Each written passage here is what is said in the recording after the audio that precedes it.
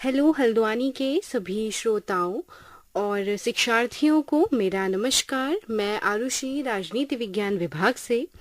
आज हम लोग एक ऐसे महत्वपूर्ण विषय और एक ऐसे महान दार्शनिक के बारे में बात करेंगे जिनका सामाजिक और राजनीतिक जो योगदान है वो बहुत ही महत्वपूर्ण रहा है। उनके विषय में हम बात करेंगे। मैं बात कर रही हूँ प्लेटो की। राजनीति विज्ञान जिन्होंने पढ़ा होगा और जिन्होंने नहीं भी पढ़ा होगा, उन्होंने प्लेटो के बारे में तो लगभग सभी लोगों ने सुना ही है। राजनीति विज्ञान में उनका जो योगदान है हम सभी ने उनके बारे में सुना है। जितने भी इनके द्वारा सिद्धांत दिए गए हैं उनको हम लोग नहीं एक दिन में कवर कर सकते हैं, लेकिन आज हम लोग उनके जो है महत्वपूर्ण जो इंट्रोडक्शन वाला जो पार्ट है उस पर हम लोग बात करेंगे। उनका जीवन परिचय पर बात करेंगे, उनके क्या क्या कार्य रहे हैं उन पर हम लोग बात करेंगे और उन पर प्लेटो के ऊपर जिन जिन लोगों का इन्फ्लुएंस रहा, प्लेटो के जो सिद्धांत थे उन सिद्धांतों पर जिन जिन लोगों का प्रभाव रहा उनको हम जानेंगे आज। इसके अलावा जो थ्योरी प्लेटो की, जिसे उनके विचारों का जो सिद्धांत है, उनके न्याय का सिद्धांत है, उनकी शिक्षा को लेकर जो सिद्धांत है, इसे हम अपना जो नेक्स्ट हमारा रेडियो टॉक होगा उसमें हम उसके अन्य जो हमारा जो पार्ट है वो नेक्स्ट पार्ट में कवर हो जाएगा, जो अन्य जो इसके महत्वपूर्ण सिद्धांत है। तो आज हम लोग प्लेटो के मेन जो उनका जीवन परिचय उस पर हम लोग बात करेंगे, उनके महत्वपूर्ण जो कार्य है उन पर बात करेंगे और साथ ही उनका जो प्रभाव प्लेटो के ऊपर किन किन लोगों का प्रभाव रहा उस पर हम लोग बात करेंगे। तो प्लेटो का जो जन्म है वो एथेंस में हुआ था। अब सवाल ये है कि जो एथेंस है वो एथेंस को हम लोग अगर इमेजिन करना चाहें तो हम लोग किस तरीके से करें। तो एथेंस जो है वो वर्तमान में ग्रीस, मतलब ग्रीस जो देश है उसका एक शहर है, ये एक सांस्कृतिक शहर है एथेंस। एथेंस के ये ग्रीक दार्शनिक रहे थे। उन्हें प्राचीन ग्रीक और पाश्चात्य दर्शन में उनका एक महत्वपूर्ण स्थान रहा है। प्लेटो जो है वो सुकरात के शिष्य और अरस्तु के गुरु थे। सुकरात का पूरा जो जीवन रहा उस पर बहुत ज्यादा और बहुत बड़ा इन्फ्लुएंस रहा। सुकरात के द्वारा जो भी पद्धतियों का प्रयोग किया गया वही पद्धति जो है प्लेटो के द्वारा भी अपनाई गई। द्वंद्वात्मक जो पद्धति है वो प्लेटो के द्वारा भी अपनाई गई। प्लेटो को दार्शनिक आदर्शवाद का संस्थापक माना जाता है। तो ये प्लेटो के लिए ये एक ख्याति रही है कि उन्हें जो है दार्शनिक आदर्शवाद का संस्थापक माना जाता है। इन्हें साथ ही राजनीतिक दर्शन का भी जनक कहा जाता है। प्लेटो के दर्शन में जैसा कि मैं पहले भी बता चुकी हूँ कि इनके द्वारा सुकरात की जो पद्धति रही है उसे फॉलो किया गया, तो इन्होंने अपने दर्शन में द्वंद्वात्मक पद्धति को अपनाया है। प्लेटो ने ग्रीक इतिहास के सबसे बुरे समय को देखा। जब भी हम लोग बात करते हैं किसी फिलोसोफर की या उनके द्वारा दिए गए सिद्धांत की, तो ये बहुत जरूरी होता है क्योंकि उनके सिद्धांतों पर उनके काल, समय और परिस्थिति का बहुत ज्यादा प्रभाव हमें देखने को मिलता है। अगर हमने उस समय अगर उनके सिद्धांत को समझना है तो ये बहुत जरूरी है कि हम ये जानें कि उनका संबंध किस देश से रहा है, उस दौरान जो देश में जो व्यवस्था थी वो किस तरह की थी, विश्व की जो व्यवस्था थी वो किस तरह की थी। तो उन सभी का जो एक मिला जुला रूप होता है जो उनके सिद्धांतों के माध्यम से झलकता है। तो जिस दौरान प्लेटो ने अपने समय में ग्रीक के इतिहास के बहुत ही बुरे समय को देखा। एक तरफ जहां पेलोपोनेशियन युद्ध चल रहा था जिसमें एथेंस को जो है स्पार्टा ने हरा दिया था, वहीं दूसरी तरफ जो उनके गुरु थे सुकरात, उन्हें जो है प्रतिक्रियावादियों के द्वारा मृत्युदंड दिया गया। तो ये जो दो घटनाएं थी, इन दोनों ही घटनाओं ने उनके जीवन में बहुत गहरा असर छोड़ा और इन घटनाओं ने ही कहीं ना कहीं जो लोकतंत्र को लेकर जो उनका विचार था वो वहीं से डेवलप हुआ। अब यही हमें समझना है। हम आगे जितने भी उनके विचारों को पढ़ेंगे, चाहे उनका न्याय का सिद्धांत हम पढ़ते हैं, उनके दार्शनिक जो राजा का जो सिद्धांत है, उनकी शिक्षा का जो सिद्धांत है, वो सभी जो सिद्धांत है उनके इसी दौर से मिले जुले हैं। क्योंकि उस दौरान जैसे प्रतिक्रियावादियों द्वारा सुकरात को मृत्युदंड दिया गया, तो यदि उस दौरान कोई जो शासक, जैसा कि प्लेटो का मानना है कि अगर जो शासक दार्शनिक शासक होता तो परिस्थिति इस तरह की ना होती। ठीक इसी प्रकार जिस तरीके से एथेंस और स्पार्टा के युद्ध में एथेंस की हार हुई, तो इस तरह का एथेंस को नहीं देखना पड़ता यदि हमारा उनका शासक उस तरह का होता, फिलोसोफर होता। जिस तरीके की उन्होंने राज्य की उन्होंने कल्पना की है, यदि उस तरह का आदर्श राज्य होता तो शायद इस तरह की व्यवस्था का सामना एथेंस के लोगों को नहीं करना पड़ता। लोकतंत्र को वो अज्ञान का शासन कहते थे। प्लेटो आदर्शवाद स्कूल से संबंधित है। प्लेटो का जो संबंध है वो आदर्शवाद से रहा है, जो यह मानता है कि जो मानवीय विचार भौतिक वस्तुओं को बनाते हैं और निर्धारित करते हैं, ना कि इसके विपरीत। इसका मतलब ये है कि जो प्लेटो है, क्योंकि प्लेटो का जो संबंध है वो आदर्शवाद स्कूल से रहा है, तो जो आदर्शवाद का जो विचार है वो उसमें जो है मानवीय विचार, मतलब मानवीय विचार को महत्व दिया जाता है।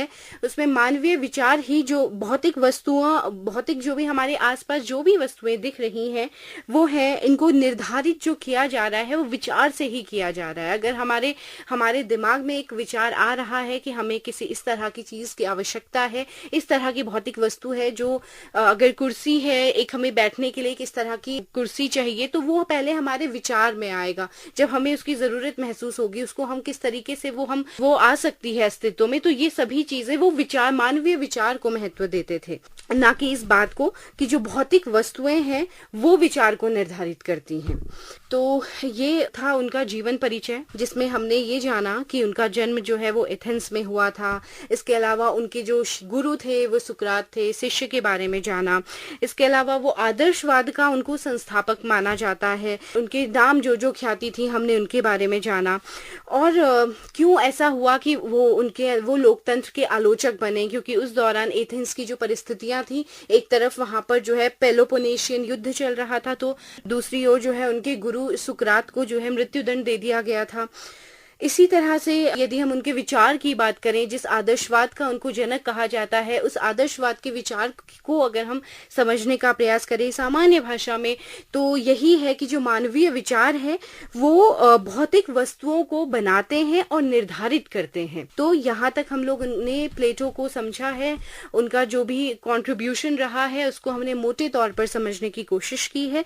अब हम बात करेंगे प्लेटो ने क्या क्या कार्य किए हैं। प्लेटो का जो महत्वपूर्ण उनके जो इम्पोर्टेंट जो वर्क्स हैं, उसमें द रिपब्लिक आता है, द लॉज आता है, द स्टेट्समैन आता है। अब यदि हम बात करें प्लेटो के ऊपर प्रभाव की, तो प्लेटो के विचार उनके समकालीन बुद्धिजीवियों और विशेष रूप से जो उनके पूर्ववर्ती जैसे कि पाइथागोरस, पार्मेनिडीज, हेराक्लिटस और सुकरात से प्रभावित थे।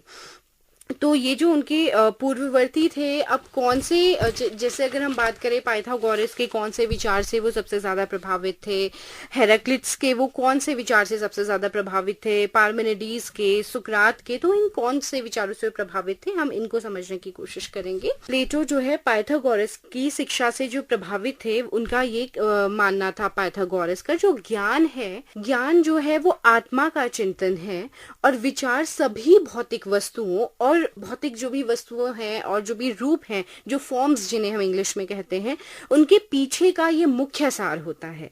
यदि हम इस इंग्लिश में पढ़ेंगे, that a wisdom is the contemplation of spirit and idea is the chief essence behind all material things and forms। इसमें अगर हम बात करें, जैसा कि अभी मैंने आदर्शवाद का आपको बताया कि आदर्शवाद में जो है मानवीय विचार की महत्वता की बात की गई है, ठीक उसी प्रकार से यहाँ पर भी यही कहा गया है कि जो विचार है वो हम अपने इर्द गिर्द जितनी भी भौतिक वस्तुएं और जो फॉर्म्स देख रहे हैं, उन सभी के पीछे का जो मुख्य सार है वो हमारा विचार है। यदि हमें उस चीज का, हमारे दिमाग में विचार ही नहीं होगा, तो हम उस भौतिक जो वस्तु है उसका मतलब अस्तित्व है या नहीं, उसके अस्तित्व की हम बात ही नहीं कर सकते। कोई भौतिक वस्तु का अस्तित्व तभी होगा जब उसको पहले हमारे दिमाग में विचार आएगा, उसके बाद उसका अस्तित्व होगा। इसी तरीके से हेराक्लिटस थे, तो हेराक्लिटस जो है इनके विचारों से भी प्लेटो प्रभावित थे। वो कहते थे कि जीवन जो है वो एक निरंतर परिवर्तन है और दुनिया में कुछ भी स्थायी नहीं है। Life is a continuous change and nothing is permanent in the world. तो ये हेराक्लिटस का कहना था। इसी तरीके से पार्मेनिडीज कहते हैं कि परिवर्तन और प्रेरणा, जो परिवर्तन है और जो प्रेरणा है, ये सब चीजें जो हैं ये हमारी सेंसेस, हमारी इंद्रियों का भ्रम है, और वास्तविकता जो है वो शाश्वत है। Change and motivation are illusions of the senses and reality is eternal. तो ये जो है पार्मेनिडीज कहते थे, और ये इसका जो है प्लेटो ने इनके इस सिद्धांत को इस सिद्धांत का प्लेटो के ऊपर काफी प्रभाव रहा है। इसी तरीके से सुकरात के विचारों का, सुकरात की पद्धति की जो पद्धति थी उसको प्लेटो के द्वारा अपनाया गया। तो ये आज हम लोगों ने प्लेटो के ऊपर जो प्रभाव पड़ा, उनके विचारों का, उनके जीवन का, उसके बारे में हमने चर्चा की है। और हम अपने आगे का जो हमारा इसी का जो नेक्स्ट हमारा पार्ट होगा, उसमें हम लोग प्लेटो का जो आइडिया, थ्योरी ऑफ आइडिया है, बहुत ही महत्वपूर्ण, बहुत ही इंटरेस्टिंग ये विचार है प्लेटो का। विचार को लेकर जो उनका सिद्धांत है उसको लेकर वो ये भी कहते हैं कि reality is a shadow of idea. तो ये प्लेटो का एक कोट भी है जो कि जनरली हम लोग जब भी नेट का एग्जाम या किसी भी तरह किसी भी कॉम्पिटिटिव एग्जाम में हम देखते हैं किस तरह के कोट जो है प्लेटो के दिए जाते हैं। तो जब हम ये थ्योरी ऑफ आइडिया पढ़ेंगे तो इसमें हम लोग इसी जो कोट मैंने अभी आपके सामने रखा है कि रियलिटी जो है, वास्तविकता जो है वो हमारे विचारों का शैडो है, हमारे विचारों की छाया है। तो इसी के साथ मैं ये एक आप लोगों के सामने रख रही हूँ इस कोट को। अपनी इस आगे की चर्चा में हम इसी कोट को समझने की, उसे थोड़ी आसान भाषा में हम लोग समझेंगे और इस पे हम लोग विचार करेंगे कि एग्जैक्टली इसमें प्लेटो क्या कहना चाहते हैं। इसमें जो है प्लेटो ने एलिगोरी ऑफ केव्स का भी इनका सिद्धांत रहा है, उसके बारे में पढ़ेंगे। बाकी प्लेटो का जो जस्टिस की थ्योरी है वो भी बहुत जरूरी है, उसके बारे में हम पढ़ेंगे अपनी नेक्स्ट जो हमारा रेडियो टॉक होगा। आप सभी का मैं बहुत बहुत धन्यवाद करती हूँ, मेरे साथ जुड़े रहने के लिए धन्यवाद।